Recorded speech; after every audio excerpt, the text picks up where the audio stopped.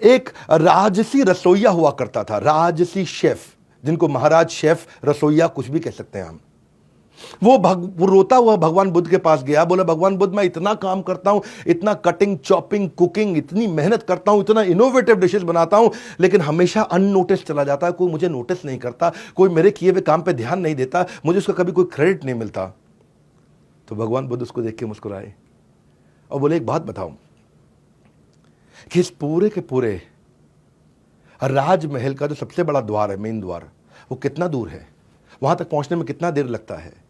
रसोइये ने कहा कि भगवान वहां पहुंचने में 2 घंटा लगता है, अगर मैं वहां होकर के आऊं वापस आऊं तो 2 घंटा लग जाएगा। भगवान ने कहा कोई बात नहीं, जाओ पर जल्दी से जल्दी लौट के आना, बस उस दरवाजे को छू के आना।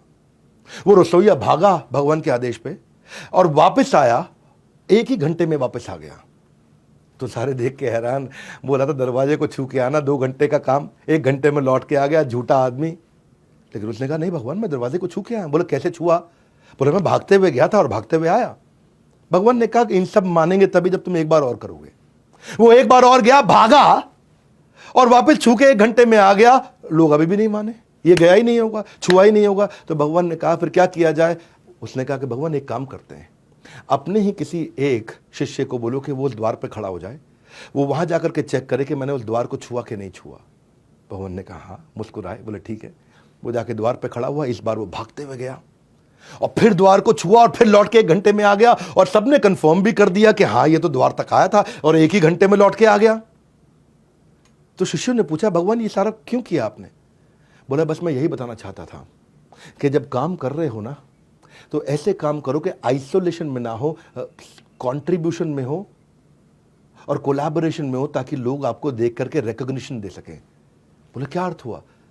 बोला काम ऐसे मत करो कि किसी को दिखाई ना पड़े, काम ऐसे करो कि जैसे वहां पे आप दरवाजे को छू करके आए और किसी ने देख लिया, ताकि तुम्हारे को उसका रिकॉग्निशन मिल सके। इसको बोलते हैं रिपोर्टिंग द स्टेक होल्डर्स। एक विजिबल स्कोर बोर्ड, आज की मैनेजमेंट की पढ़ाई में इसको कहते हैं विजिबिलिटी एंड अकाउंटेबिलिटी।